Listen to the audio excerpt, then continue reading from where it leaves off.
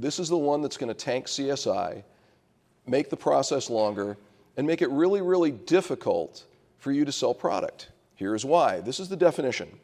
Express informed consent means an affirmative act communicating unambiguous assent to be charged, made after receiving and in close proximity to a clear and conspicuous disclosure in writing, and also orally for in-person transactions of the following: what the charge is for, and the amount of the charge, including, if the charge is for a product or service, all fees and costs to be charged to the consumer over the period of repayment, with and without the product or service. The following are examples of what does not constitute express informed consent. 1, a signed or initialed document by itself. Stop! What?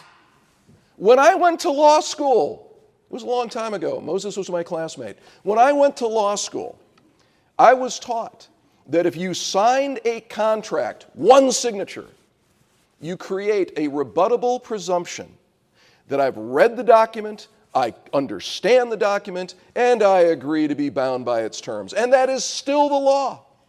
That is contract jurisprudence from sea to shining sea in every other transaction but buying a car or light truck. You can buy a house with one signature, but you cannot buy a car. Am I the only one who's a little ticked right now? This is baloney, but it's the law. The government tells us what express informed consent is not.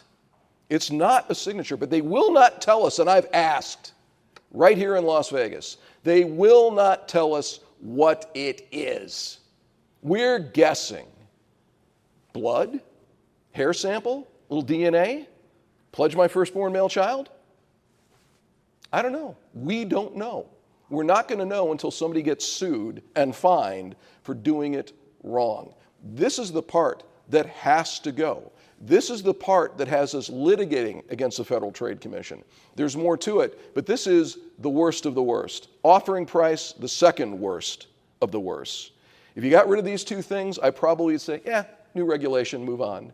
But this is what's going to make our business suffer, and it's going to be bad for consumers.